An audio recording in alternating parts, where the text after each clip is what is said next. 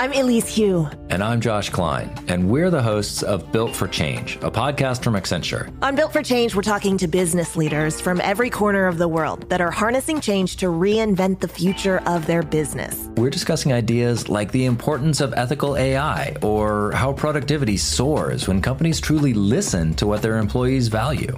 These are insights that leaders need to know to stay ahead. So subscribe to Built for Change wherever you get your podcasts. It doesn't matter. If you can get by at doing them, that probably means you shouldn't be doing them at all. Because as the business owner, as the visionary, as the creator, the one with big ideas, some integrator stuff is okay. Some of the operational stuff is okay. But if you get bogged down, if you keep too much of that on your plate, your mind will be too cluttered to do the big stuff, the things that you are truly unique at. This is your time. How can we earn twice as much in half the time with joy and ease while serving the highest good? That is our guiding question here at the Free Time Cafe, your home for heart-based business. I'm your host, Jenny Blake. Join me for conversations with authors, friends, and fellow business owners as we explore ways to free your mind, time, and team to do your best work. Now, on to today's show. I was having coffee the other day with a friend and fellow business owner, somebody who's been self-employed for 2 decades now, if not more. And he showed me something that broke my heart a little bit. It was a message from one of his team members, and I immediately felt so bummed for both of them because both were feeling frustration for something that didn't have to be that way. Today, I'm going to share 3 red flags to look out for in your business, especially as it relates to delegation, hint, hint. And I'm sure there are hundreds more. So I don't have to tell any of you running your own delightfully tiny team and small business that flags abound. I would love to hear from you as always. If you want to share any of your big ones that you look out for, smoke signals that something really needs to change, send them to me at hi@itsfreetime.com or submit a voice memo at itsfreetime.com/ask. So what was it showing on that phone screen? It was a laundry list of grievances. Things that were going wrong, things that needed to be fixed, things that were overdue, things that this person was waiting on. These things are so normal. They're going to happen in any business, in any householding for that matter. The frustration came because this team member was waiting for things on the owner of the business's desk, both the physical desk and the physical space where they run the business, but also things that needed to possibly happen online. Could have been things like paying bills, submitting things for review. We all have this. We all probably have a paper pile literally sitting at our desk and a proverbial pile of things that are piling up on our desk. That is the definition of a bottleneck in the business, where so many things are waiting for you, the owner, to approve or take the next step on, that it becomes a big pile and the work stops and slows down. This in turn creates a lot of friction for your team, who starts getting frustrated because they feel like their hands are tied, they can't make progress, they're waiting on you, and maybe you're overdue at getting back to them. This is the first red flag, team member frustration. It's a sign that you're taking on too much. Things are piling up at your desk, you are the bottleneck, and especially for things that you don't even like doing in the first place. So you're both frustrated. You feel like you just can't keep up.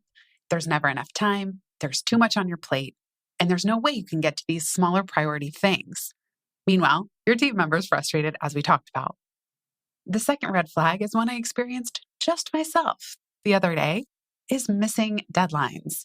That's a sign that you're overcommitting, and likely overcommitting at something that you might not be very good at, or maybe you should stop committing to in the first place. In my case, this example of a missed deadline, which always makes me cringe, but I do learn so much from these mortifying business moments, as I call them, large and small. In my case, I had agreed to do a written Q&A. This is my Achilles heel. If you have been listening to this podcast at all for the last 5 years of the Pivot podcast, previous to this one, I talk about how writing articles for publication is just not my jam. Yes, I'm writing more now that I have Rolling in Dough on Substack, but in general, answering questions in the written form, if it's not a podcast interview, it's just my Achilles heel. I procrastinate, I dread doing it, and I miss deadlines. So sure enough, I optimistically agreed to answer a few questions for a publication that sounded fancy and I was really genuinely excited to participate in. But I forgot that I'm really bad at this, especially when I'm not making the core deadlines for my delightfully tiny media company in the first place. So sure enough, the Friday deadline passed. The weekend blew by. It was Monday. I still hadn't turned it in. And then the person's following up with me for a second or third time saying, hello, where is this? Are you still going to do it? This morning on my way into the podcast recording studio, I sent an email. I'm so sorry. Sincere apologies. I wasn't feeling well over the weekend, and that was true. And I kept waiting to feel better to get you the answers to these questions. But actually, as I reread the questions, I realized I'm not even equipped to answer these. They were about CEOs for bigger businesses, and I felt like this wasn't even my zone of genius to answer questions like these. And we're going to talk about that phrase as it relates to one of my all-time favorite books, which you probably already know the one that I'm thinking of.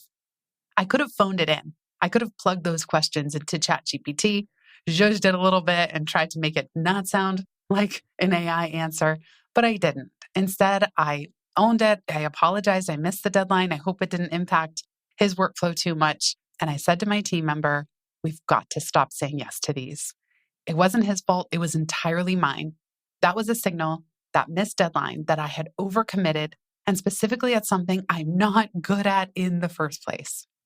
The third red flag relates to the first two, is overwhelm or burnout more broadly, where you're actually starting to resent the work, even the work you say you love, and or your clients, to where every ping, every email, every task starts to feel like an insult. Who needs me for what now? Oh, I'm getting so tired of this. And you start to feel the joy getting drained out of even the things that you like doing. In my case, I love podcasting. I love interviewing people. I love writing. But when I start to dread the fact that I have a podcast interview that day, or I feel underprepared heading into it because I'm overwhelmed, and maybe I was feeling under the weather, so I overslept, so it cut into my prep time. There's this whole chain of events that can happen when you're doing too much. You're overwhelmed and you're burning out and you just need a break. In the introduction to Free Time, I ask, are you beset by the burdensome Bs? In the book, I share 3, but I've since amended that to include 4 of them, many of which we've already just discussed. So the burdensome Bs are if you're feeling bottlenecked, burned out, buried by bureaucracy, or bored. 4 red flags to signal that maybe you want to do things a little bit differently. I'm really excited to give you a sneak peek at a permission slip from upcoming guest Andrew Davis. He says, every time you say yes to do something new in your business, stop doing 2 things. What I love about this advice, this permission slip, is that it's really systems thinking. Because in doing something new and stopping 2 things, you're proportionally and perpetually freeing up even more time. I've talked about this in the past, that a lot of us business owners are visionaries. To reference the book Traction by Gino Wickman and Rocket Fuel, the other one that he wrote, he talks about how a lot of businesses have a visionary, the one with all the ideas that's creative and big thinking, and they need some kind of support from an integrator role or a COO or a chief of staff, somebody who's going to keep the trains running on time. Now, in my business, I get a little bit torn because I have elements of the visionary, but I love doing the integrator work. That may be part of the reason that I like having a delightfully teeny tiny team, because I actually like doing some of the systems and structure and back-end work.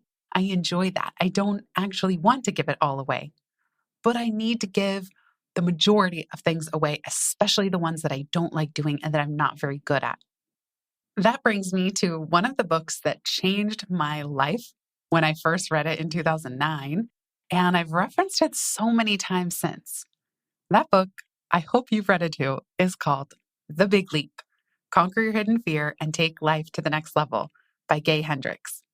Gay Hendricks is a long-time teacher of spiritual principles. He and his wife do a lot of work together. They have the Hendricks Institute.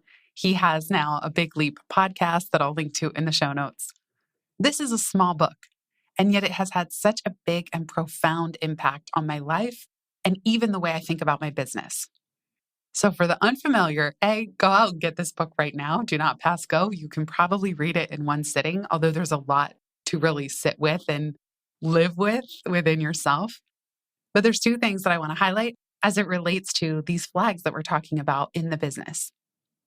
The first, and he's now famous for this, is identifying the 4 zones of functioning: the zone of incompetence, the zone of competence, the zone of excellence, and the zone of genius. Now, a lot of what we're doing here in running our own delightfully tiny creative businesses is trying to eliminate a lot of the work that isn't our zone of genius. You've probably heard that before. That part is the quest that we're on. I often think of it, it's a bit cliche, but like Michelangelo carving away at the stone to get to the angel inside. That angel is our unique gifts. And we need to keep clearing away the clutter and the stuff that we're only marginally good at so we can get to what we are truly genius at. But where a lot of business owners get stuck is not even in their zone of excellence, but their zone of competence and incompetence. Those will drag you down. So incompetence, he says, you don't even understand it, nor are you good at it. In the zone of competence, you're good, you can get by, but you're not distinguished in any way. The zone of excellence is another big trap because you're doing something you are pretty good at, that you've built a reputation on, that you have a lot of experience with. And it kind of lulls you to sleep a little bit. The zone of excellence are things that you kind of, yes, you get rewarded for, but they're not truly your zone of genius. The work that you and you, only you can do. That state of flow, that inspiration where you feel incredibly lit up and alive, and that you can actually far excel at compared to others in the category. So if you had to guess at what was on that laundry list of things that had been piling up for my business owner friend in the text from one of his team members, what was it? What category do you think they fell into? Pretty sure you could guess the answer. Not his zone of genius. The things that pile up on our plate that cause frustration for ourselves and others are almost always in one of the 3 previous zones: incompetence, competence, or excellence. It doesn't matter. If you can get by at doing them, that probably means you shouldn't be doing them at all. Because as the business owner, as the visionary, as the creator, the one with big ideas, some integrator stuff is okay. Some of the operational stuff is okay. But if you get bogged down, if you keep too much of that on your plate, your mind will be too cluttered to do the big stuff, the things that you are truly unique at. I would love for you, if you're listening to this right now, to do an audit. You can even write those 4 columns on a piece of paper at your desk. I'm a big fan of doing this observation analog style. And really look at what percentage of your tasks on your to-do list or your projects or even on your calendar fall into those 4 buckets. Where are you doing too much in your zone of competence or even incompetence simply because you haven't figured out an elegant way to say no to it? You haven't figured out how to delegate it to a team member, or maybe you don't even have the team member yet that you would want to delegate it to. The problem is, if you hoard these kinds of tasks, like they talk about so brilliantly in the book, The 1-Minute Manager Meets the Monkey, monkeys represent problems. And if you keep all the monkeys on your desk, you're a veritable zookeeper. I talk about this in free time as well. And this concept became one of the most best-selling HBR articles of all time. Because as managers and business owners, we tend to take the problems that people bring us and we keep them on our desk. Oh, okay, I'll get back to you with an answer. Sometimes it feels good to solve problems for people. But the better thing is to say, you solve this. Let me know what you recommend and what action you will take by when if you don't hear back from me. So I've had to have conversations with my team, with the podcast production company, where I say, episodes need to go live on schedule with or without me.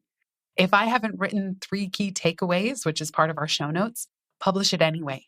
I'll either add it in later, but I don't want to stop production because you're waiting on me. And for the first time, when I took a big leap myself to hire a production team instead of piecemealing together with different contractors where I still cognitively owned the life of an episode, for the first time, we have been unfailingly consistent for 2 years now, and I produce 14 episodes a month. I don't know if I'll produce that much forever, but for now, the only reason that is happening and happening so consistently is because I don't own the life of an episode. I had to explicitly say, You are to keep this going with or without me. Now, the only way that they can do that is if I don't record something in the first place. But what this statement allowed me to do is focus on me being the one that figures out who I want to record with, who my guests are, or what the solo topics are, and record it. That's it. Preparing for the interviews, I have help from a team member. Editing them, reviewing that first pass of the audio edit, I don't even do that. I don't review the audio before it goes live. If I notice a problem with it after it has gone live, I'll say something to the team, which is very rare. But that way, I'm not holding up any part of the process waiting on my review. I am willing to have things get published, even imperfectly, if it means keeping the trains running on time. We'll be right back just after this.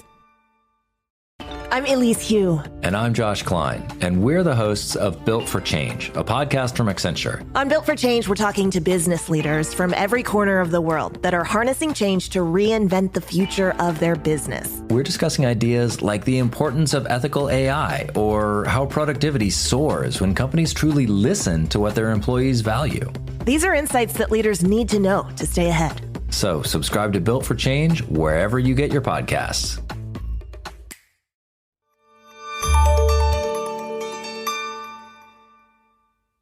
So if you have things start piling up at your desk, just consider, could you flip the way that you ask your team to work with you to say, I need you to own things from start to finish.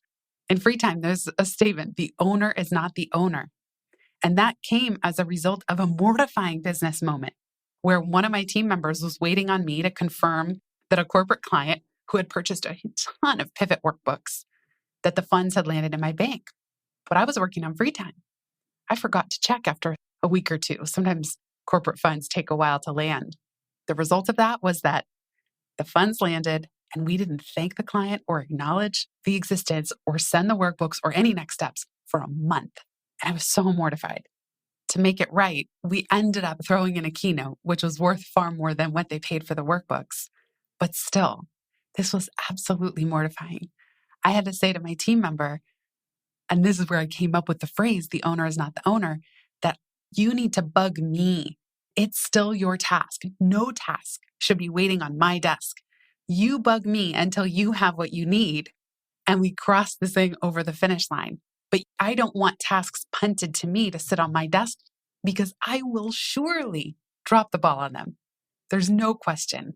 I just simply can't think about big ideas or write deeply personal essays while handling every single detail, large and small, for every client or community member or even potential client and community member who's writing. And there is simply no way I can do that all. And I will only create frustration if any of my team members are waiting on me for too many things.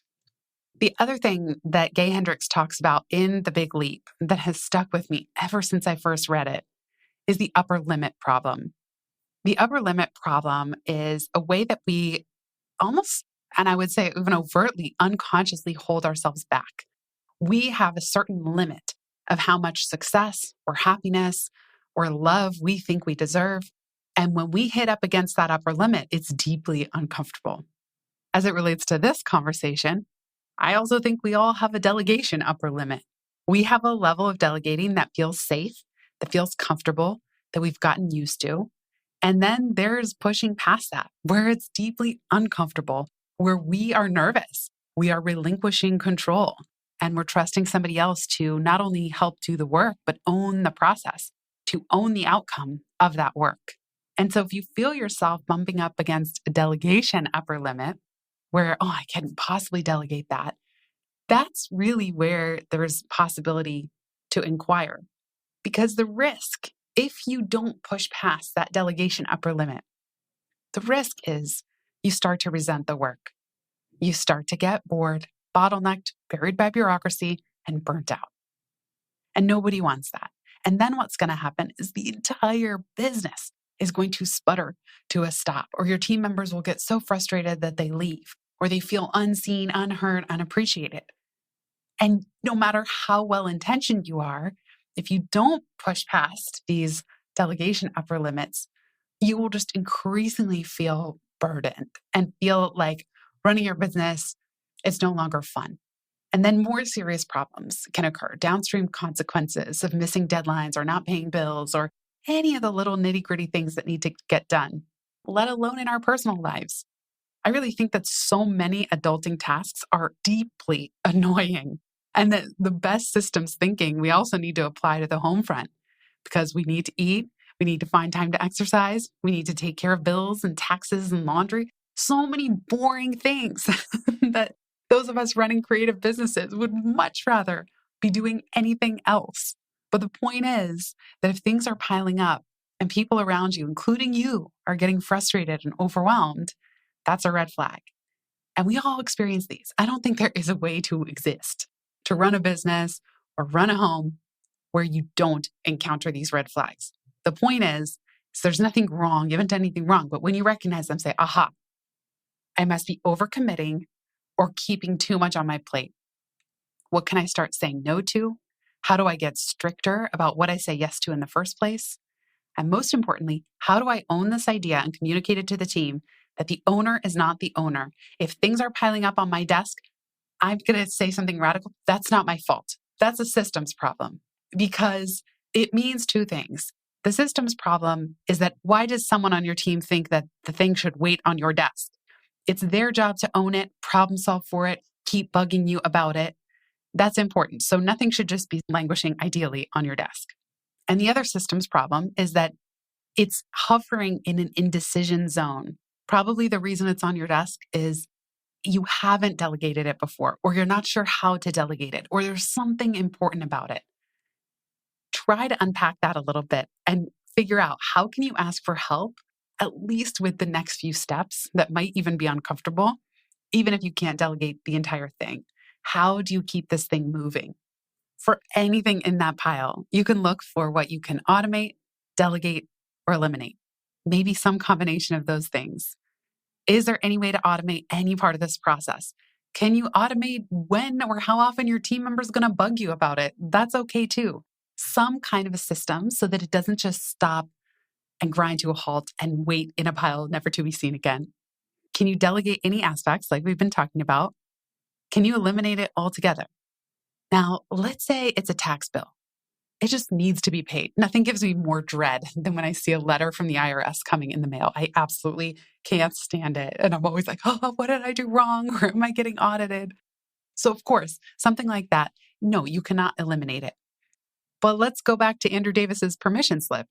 Are there things that are just no longer resonating? The life has gone out of them. You've neglected to do it now for 9 or 10 months in a row. Do you really need to do it or keep it on your plate for month 11 and 12?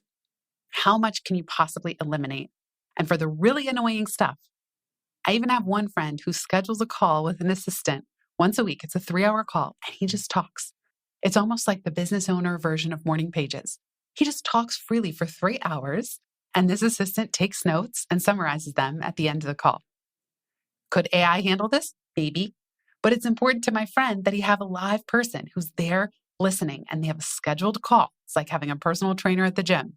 They have a scheduled call at the start of every week where he gets to just talk free form. This isn't a meeting with a very clear agenda, 15-minute stand-up. Nope, this is my friend's way to clear what's on his mind, have somebody else present, observing, listening, note-taking, who then spits the notes back so that my friend can then properly traffic direct all the tasks that might need to be done related to anything that was on his mind that week. The most important thing that these red flags highlight, or the burdensome Bs, is that it's time to step back from working in the task so you can work on the process. This is something that I talked about in the conversation with Cal Newport. It's a big theme in free time. The point is not to beat yourself up or feel guilty that you have this pile, virtual or physical, that's waiting at your desk as the business owner. The important thing is not to just, grind and then like rip the Band-Aid and schedule a day and just power through it. The question is, how did this pile get here in the first place? How can I improve my systems or my communication or what I'm asking of the team so that the pile doesn't happen at all, so that things keep moving as quickly off my desk as they arrived? And again, if you want a real tiny kind of kick in the butt to do this, read The 1 Minute Manager Meets the Monkey. I'll put the link to that book in the show notes. You hereby have permission to stop doing things that you're not even good at. Drop them. Stop that. You're not even good at it. You're dreading it. It's draining you. You're procrastinating. Stop doing it. Figure out how you can get help from somebody on your team. It's okay if you don't even know who that team member is yet. Start designing a way so that you can stop doing it altogether. Now, again, this may be as simple as shutting down a project, even a revenue stream. If it's something super annoying, like bills or government business, I get it. None of us can drop that completely. But you hereby have permission to stop trying to be somebody you're not. If you are someone that hates handling administravia, you don't have to do it all by yourself, but you are responsible for helping create the system and the flow of communication that gets it back off your desk. So if you can do one thing next as a result of listening to this today, think about the one thing that you're currently the bottleneck on that drains you, that you don't even like doing. And I just want you to ask, does it need to be done at all? And if so, what is the one next step that could help you delegate it to somebody other than you? If you've listened this far, you get a gold star. Thank you. Word of mouth is the most joyful way we can grow this show, and it helps us land interviews with the luminaries and insightful guests that you would most love to hear from. Please send this episode to a friend who might find it helpful. And for show notes and related links from this episode, visit itsfreetime.com. While you're there, make sure you're subscribed to the Time Well Spent newsletter. You'll get instant access to my tech toolkit, a continually updated list of all the software I use, along with the total monthly spend to run my business, where no one works full-time, even me. Visit itsfreetime.com/join. Remember, you are running the show. It's time for radical reimagining, and everything is up for grabs. Let it be easy, let it be fun, and build with love.